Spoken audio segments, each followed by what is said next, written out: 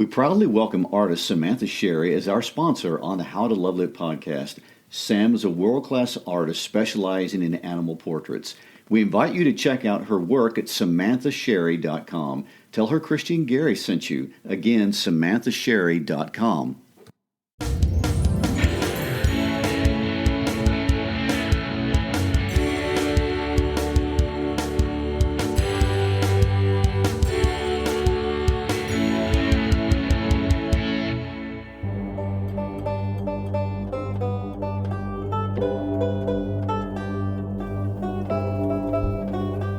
Christy Shriver.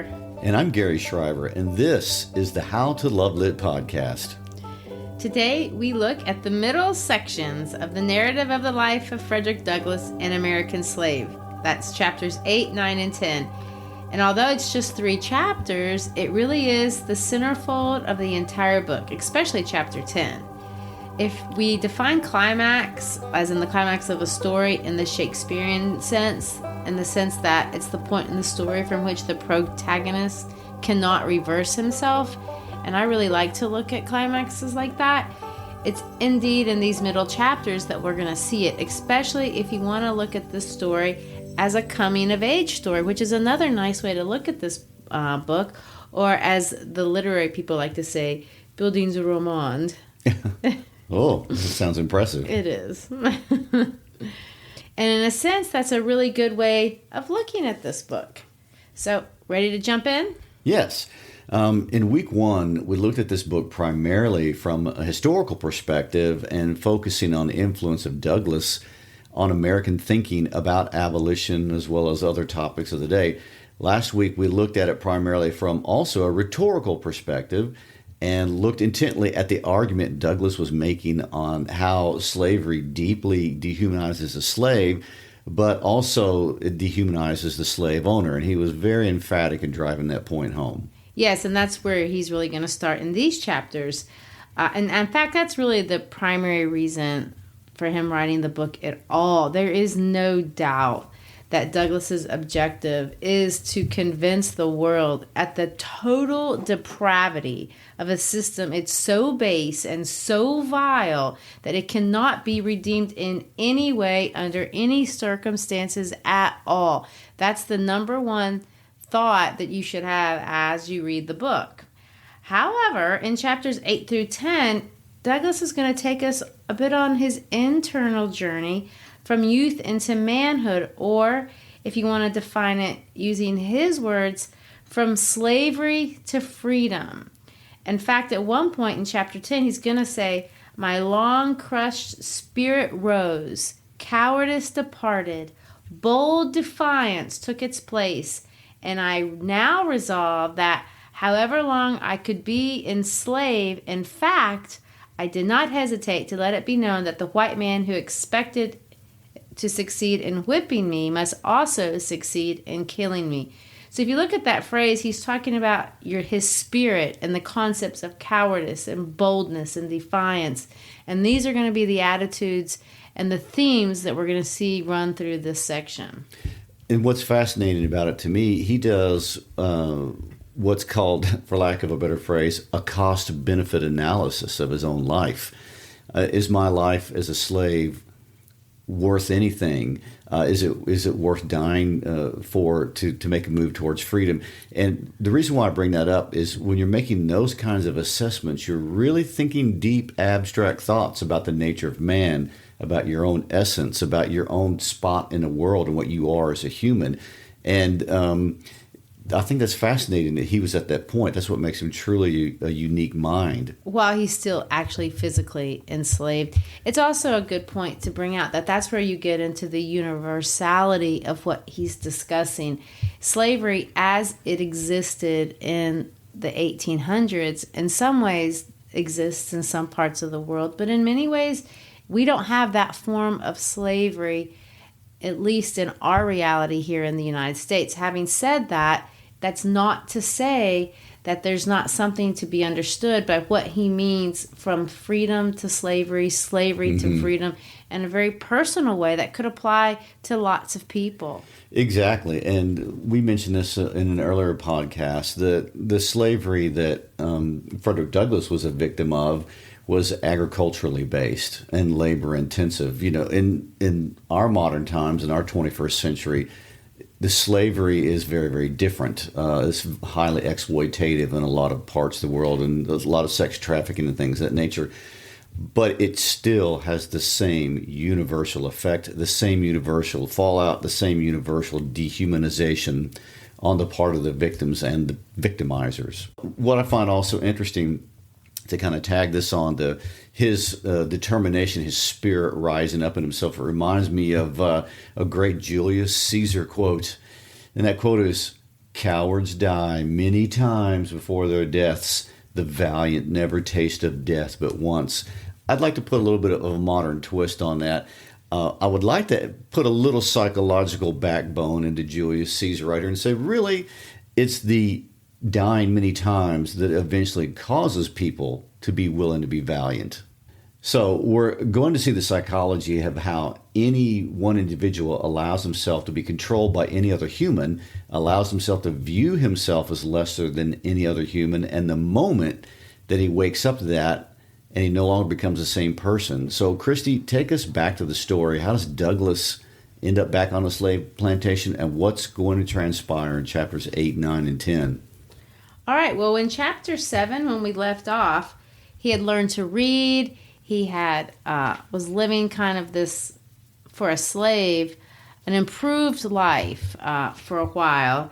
And then, of course, Captain Anthony died. Now, Captain Anthony is the person who actually owns him. And it's a little fuzzy to me how all these slaves get moved around and sent to live with relatives or kinfolks. And I don't know if they were rented out, if they were given out, or whatever.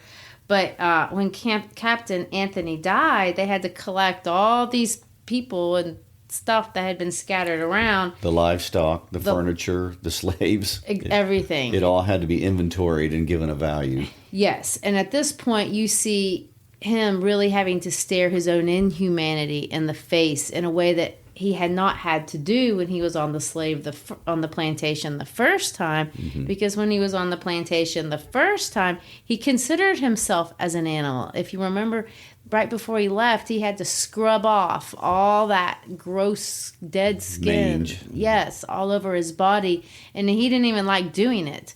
So now he's gone off, almost to some sense found out what it means to be a bit of an individual. And then he comes back and he's going to be ranked with the horses and the sheep and the swine. And of course, they know that he's been, I guess, this uppity slave, if you want to think about it.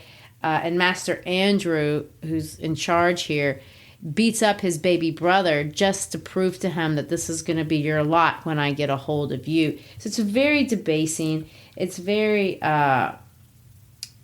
frightening to some sense, and because you have zero control of your destiny. And what I find interesting too, it says here, in addition to the pain of separation, there was the horrid dread of falling into the hands of Master Andrew. He was known to us all as being a most cruel wretch, a common drunkard. I find that very interesting, that we have this guy descending into alcoholism. There's a couple of them that descend into alcoholism throughout the course. They have nothing to do, so they just sit around and drink and then beat up people. Well, and there's also the whole idea, too, my point for bringing it up, is that when you live in the cognitive dissonance of dehumanizing people, there are moments of reckoning inside yourself, and you don't know how to resolve them, and becoming an alcoholic would have been a common response. So the suggestion you're making is it's because that they have people under them that they're dehumanizing that's driving them to alcoholism. That's interesting. All right. It's not uncommon. Well, and I do want to point out, if you're ever wanting to make a good case or show how something is bad, he is really good at this. So what he does is he says, Master Andrew is mean, he's cruel. And those are abstract words, but then he's going to juxtapose it with this really horrible expression of what that looks like when he says He took my brother by the throat, my little brother by the throat, threw him on the ground, and with the heel of his boot stamped upon his head until blood gushed from his nose and ears. It was well calculated to make me anxious as to my fate. So you see these vivid illustrations of what he means when he throws out these abstract terms. So fortunately, though, the dice rolls in his favor, and he doesn't go to Andrew. He goes to Lucretia, which is the better one to go to. And so he drops his discussion about that because he's not going to have to stay on the plantation anymore. He's heading back to Baltimore. But he ends this discussion with a discussion about his grandmother.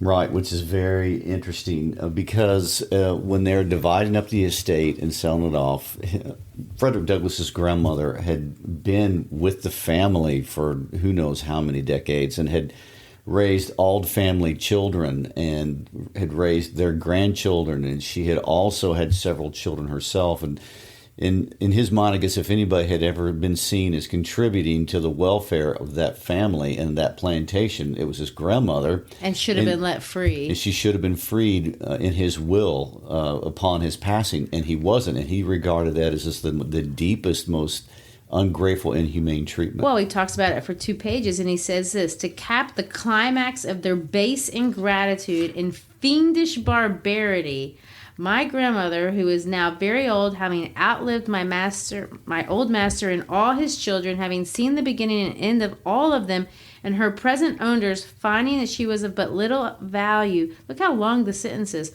Her frame already racked with the pains of old age and complete helplessness, fast stealing over her once active limbs, they took her to the woods, built her a little hut, put her up a little mud chimney, and then made her welcome to the privilege of supporting herself there in perfect loneliness, thus virtually turning her out to die. There's a periodic sentence if you've ever seen one. Right. Wow. What a great dissertation on that thought. But we have to add a little addendum to that. Okay. Historically. What's interesting is that Douglass is going to meet up again with Mr. Auld, and it's going to be in 1877, which is roughly a little over 30 years after this book is published. So he's in his late 50s, 60s, something like that. Douglass is, yeah. Mr. Auld's in his much older 80s. Oh, okay. Okay, so he's a frail old man himself, and they have opportunity to meet and get together, and it's a very interesting meeting that they have. They both end up in tears over their experiences together, and Douglass comes away from it with the idea that it was neither one of our faults. It was our fate, not our fault, that we ended up together in those circumstances. And so he was feeling merciful. So the gist of their discussion, or a major important point they make during this discussion, is Frederick Douglass sort of repents for putting the story about the grandmother in there, because in reality, Mr. Auld had not been cruel in that way. So he had taken her out. He had taken her out. In the end, Douglass made a special effort to make peace with Auld. Well, and it's nice that even though he had slammed him in the book, he was man enough later on in life to recognize, oh, you were nice to my grandmother, and I'm going to reverse. I guess that's what happens when you write a book in real time and the actors are still alive. He realized he had misrepresented something, and he corrected it before the end of his life. So right, and one says it was important enough to Douglass to correct it, that he was willing to be accused of having gone soft on slavery. Right, and had been willing to be accused of being a liar in his book if you were going to be on the side that doesn't like him. So right. He corrected all that out, and it's just kind of a thing when you write in real time, it happens. Correct, true. All right, well, let's shut the door on chapter 8, and let's get into chapter 9, which is he's going to turn a different direction in chapter 9, and he really focuses on these different masters that he's going to end up having to deal with. And one of the things, I would say the most important idea of this whole chapter is this concept of religion. Now, we've already established that Douglass himself considers himself to some degree a person of faith, and yet his description of religion in the South is very much not in line with his own personal discussion of what God has done to redeem him out of slavery. Right, which is the interesting religious tension that he has. He's going to give a great description of the fraudulent faith of the Christian slave owners and how horrible their treatment is. But at the same time, he's always admitting that he was an inexplicable recipient of providence. Things happened for him to be able to get out of slavery that didn't happen for other people. So he's always in that tension of what to do with a faith that produced that kind of horrible slave treatment, but also produced this glorious providence that got him out. And again, he does that same strategy. He says this, my master found religious sanction for his cruelty. And then he's going to give an example. He's going to say, for example, the secret of the master's cruelty toward Henny is found in the fact of her being almost helpless. When quite a child, she fell into the fire and burned herself horribly. Her hands were so burnt that she never got any use of them. So he would just beat the stew out of the lame girl while quoting scripture, saying, "He that knoweth his master's will and doeth it not shall be beaten with many stripes," taking, of course, out of context, a reference in the Bible to Luke 12:47. I want to say this. I think it's even beyond hypocrisy, though. As I mentioned in an earlier podcast, you have a very specific type of sociopathic personality that gets attracted to being overseers and slave breakers. These are people who would have enjoyed beating all kinds of people. Well, I mentioned last week that there was an appendix where he really discusses his views on religion in depth, and there is a lot that he does say about that. But one thing that I think is, I don't know if it's funny, if that's the right word, but there was a very famous song at the time that people were singing in churches in the South called Heavenly Union. So the song is called Heavenly Union, and these are the words of the song. "Come saints and sinners, hear me tell the wonders of Emmanuel, who saved me from a burning hell and brought my soul with Christ to dwell and gave me heavenly union. When Jesus saw me from on high, beheld my soul in ruin lie, he looked on me with pitying eye and said to me as he passed by, with God you have no union." So he takes this song that they were singing in church about the mercy of God, saving people from hell, Jesus having pity, and he writes these words. New lyrics. "Come saint and sinner, hear me tell how pious priests whip Jack and Nell, and women buy and children sell, and preach all sinners down to hell, and sing of heavenly union. They'll beat and bod Donna like goats, gorge down black sheep and stain at moats, array their backs in fine black coats, then seize their Negroes by their throats and choke for heavenly union. They'll church you if you sip a dram and damn you if you steal a lamb, yet rob old Tony, Dole, and Sam of human rights and bread and ham. Kidnappers, heavenly union. They'll loudly talk of Christ's reward and bind his image with a cord and scold and swing the lash abhorred and sell their brothers in the Lord to handcuffed heavenly union." So he goes on and on. There's many more, like several 12 more verses. He was inspired. Oh, yeah, of identifying one thing after another that these people were guilty of in terms of contradicting their words with their actions in regard to their faith. Indeed. And why would he labor at this point? I think that's a very important point to make, because who is he writing to in this book primarily? Northern white people. Yes, and a lot of the abolitionist societies were operated by churches. And so he's really drawing out this whole idea to you who are religious in the North, this is what religion looks like in the South. And so if you were a Northern abolitionist in a church, you would look at that and go, oh my gosh, that's full of heresy and full of contradictions and full of offense. And it's everything antithetical to what I believe in my faith. And there's a lot of shock value in that. I guess so, because you're not only now offended for the poor black slaves, you're offended for the justice in the name of God in which they're enabling these kinds of evil behaviors. Indeed. And I will say, back to your point, it does kind of show that when you get something like total power over another person. It corrupts even your soul down to your relationship with God himself cannot be redeemed in those kinds of behaviors. And you know what? We're talking about that kind of thing on a grand moral scale of slavery, but individuals do it on much smaller scales. People who are manipulative and controlling pay the cost for it. They suffer the consequences for it in their own internal selves. Chapter 10 is really the most pivotal point in this entire book. In fact, this particular discussion with what happens to him and with Mr. Covey in chapter 10 is in all of his books. It's really the center point of his entire life. So, and it's long. Chapter 10 is very of all long. The chapters.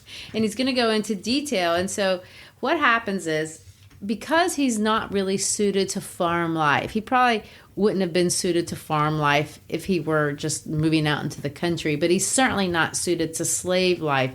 He can't get his work done. He's not physically able, he's not mentally able, and he's rebellious to some degree in his own mind. Mr.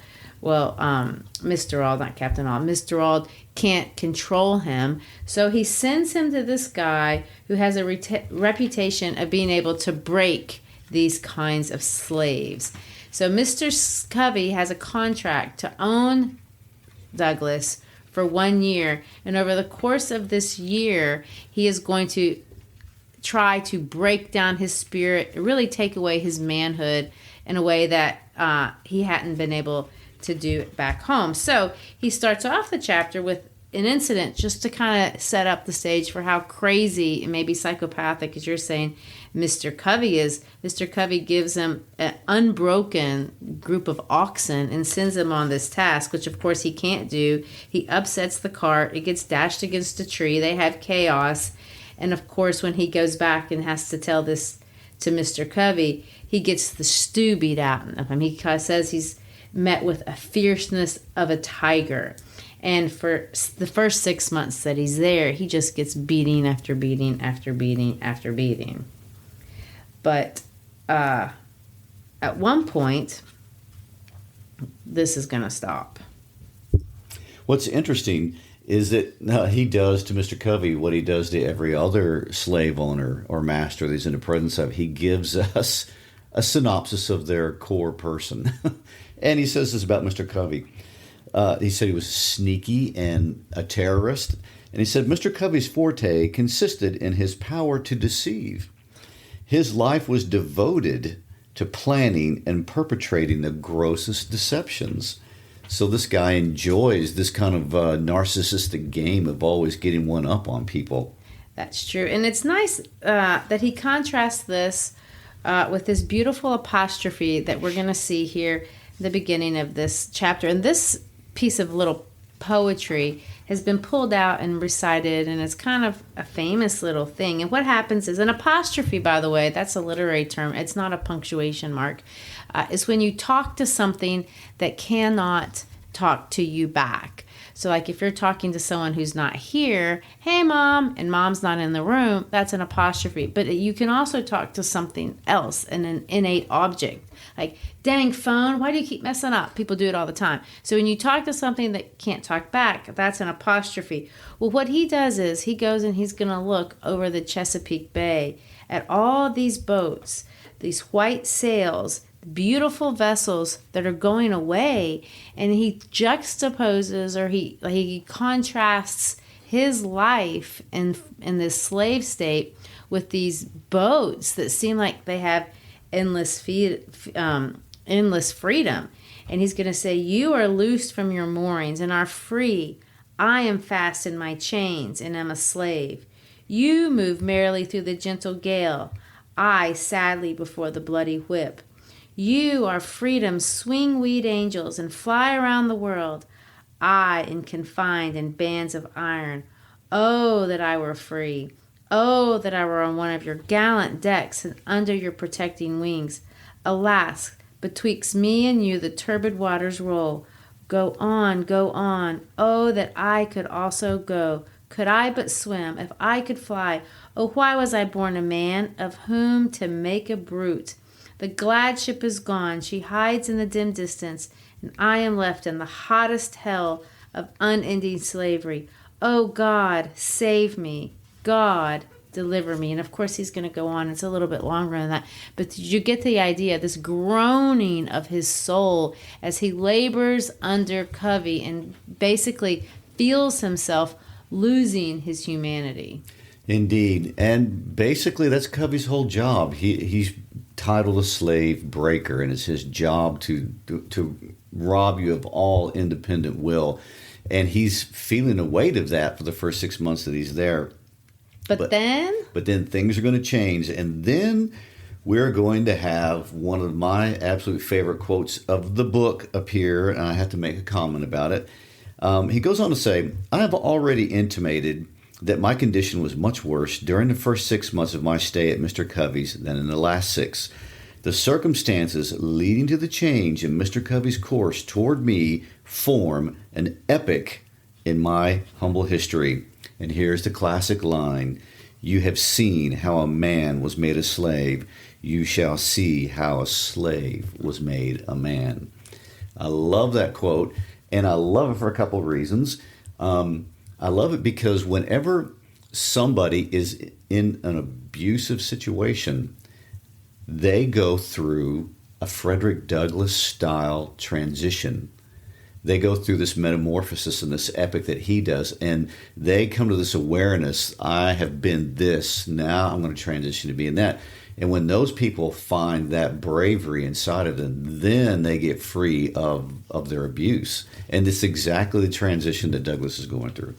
Yes, and he goes back to the house, and we're going to see he's sick, and he's being made to work, and he can't work anymore, so he goes in and he lays down. Covey realizes that the work has stopped. He's nearby, and he listens, and the sounds have stopped, and he goes in to see him, and he just beats the stew out of him. He beats him, and he beats him, and he beats him to the point where Douglass says, I'm going to run away, and he goes 7 miles back to his old master, and he begs him, please help me, please help me.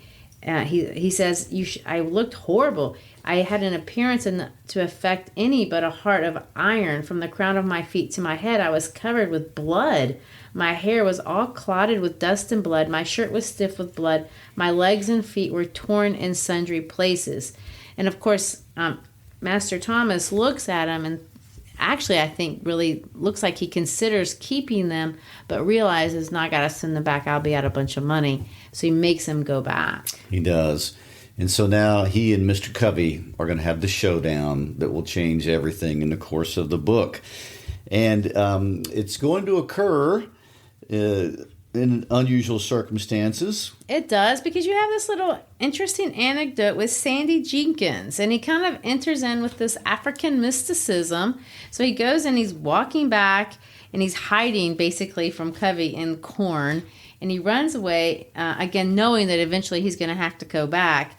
And this guy named Sandy Jenkins, who has a wife who's free, says, listen, I'm going to give you my root. And he gives him a root, and he says, if you will carry it always on your right side, it will be impossible for Mr. Covey or any other white man to whip you. I've been carrying it for years, and no one has whipped me since. Well, of course, this is completely unscientific, but he realizes, well, there's no reason not to give it a go. And so he takes it. What do you make of all this? I don't know what to make of all that, but it's interesting that Douglass himself is hesitant, because keep in mind, you have to be amazed that Douglass the slave has actually a scientific mind. And so out of that scientific mind that he has used to deduce and analyze all the people around him, he is scientifically skeptical that a root is going to protect him. So he goes back, and of course Sunday, Covey's really nice to him. He goes, well, it's Sunday. He's not going to beat me on a Sunday, because they do have that moral standard. Oh, at least. Well, thank goodness. So we're going to see. I'm going to test the resolve of the root on Monday, when surely things are going to gonna heat up. And of course they do. They basically fight for nearly 2 battles. And he says... 2 hours. I'm sorry, 2 hours. You're right. This battle with Mr. Covey was the turning point in my career as a slave. And I find this to be the most... This is the part from which there's no return. He fights Covey. I don't know that I've ever read another slave narrative where a slave fights his master and then wins. He says, it rekindled the few expiring embers of freedom and revived within me a sense of my own manhood. In other words, I'm not a beast. I remember I am a person. And he calls it, and this is the biblical language, a glorious resurrection from the tomb of slavery to the heaven of freedom. My long crushed spirit rose, cowardice departed, bold defiance took its place, and I was now resolved, however long I might remain a slave in form, and here's the line, the day had passed forever when I could be a slave in fact. I did not hesitate to let it be known of me that the white man who expected to succeed in whipping must also succeed in killing me. And we see here this definition of what it means to be human.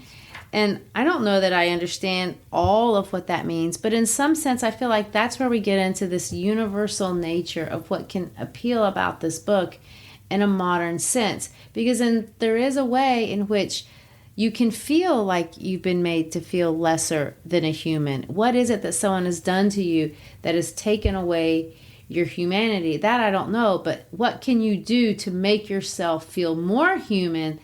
Douglass has a statement about that, and it's stand up. Right. And Douglass, basically, to use modern day terminology, found agency. Yes. He found efficacy.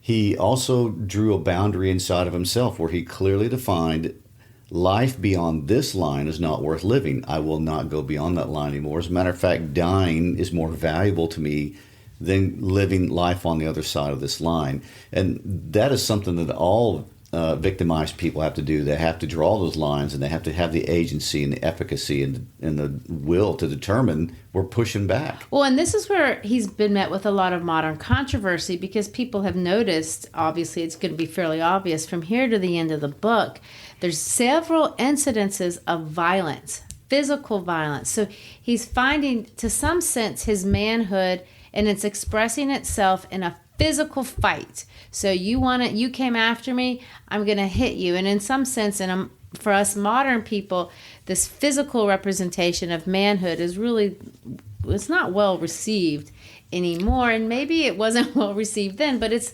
an expression of standing up. And it's a physical expression, and I don't know how else you could do it in those conditions. Interestingly enough, before he has this confrontation in this 2-hour fight with Covey, he makes an assessment of Covey's character in which he says Covey is basically a coward.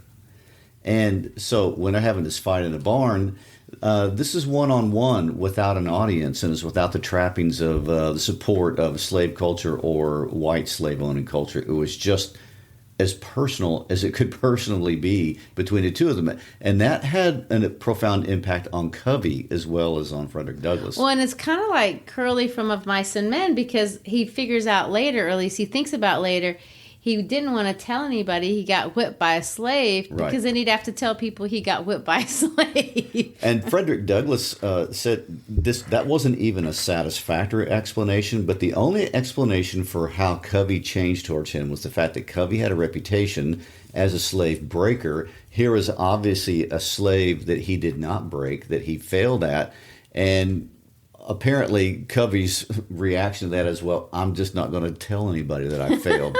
We're going to sweep the whole thing on the rug, and I'll keep my reputation intact. But Covey knew he had been bested, and from that point on, there's a dynamic change. And really, Covey gave him the greatest gift of his life. Covey, ironically, is the man that Douglass credits for making him a man, and he's never going to change. He's going to leave there, Mr. Covey, and he's going to go to William Freeland, which is kind of a nice name, because this man is really nice. He makes the point that Mr. Freeland was not a religious man, and so therefore was a nice slave owner if one could be had. Of course, a nice slave owner is a bit of an oxymoron. Well, it's all comparative. It is all comparative. But he had 2 other slaves, and they become really close friends. In fact, this is the first time in the book that you see him really talking about impassioned relationships, brotherhoods. And so in the sense that he's been injected with humanity in his own mind, he's now been empowered to have deeper relationships with other people. Right, because the very book, he starts off describing his isolation. Right. And his lack of relationships. And now here he is at this entering point. into community. And he's giving back this idea of the Sabbath schools. And he starts, and it's all in the name of Christianity too, to some degree. He's helping. At one time he had over 40 scholars that he's teaching to read and write. Their minds had been starved. They had been shut up in mental darkness. I taught them because it was the delight of my heart. So, the Freeland experience is quite a positive experience, and yet it's from Mr. Freeland's farm that he really gets the first impetus to really try to run away. Right, because he notices the more tidbits of freedom that he experiences, the more dissatisfied he becomes with slavery, and it's irreconcilable for him. Right. So it goes poorly for the most part because somebody snitched on him, and they have a scuffle, and basically he gets away with it because he got rid of his past, but he has to leave Mr. Freeland's farm. Which is where things will take a significant turn towards freedom for him, because he's going to be sent to... Back to Baltimore, which on other occasions has been really good to him. And I noticed, if you want to see the hand of Providence, there's no explanation.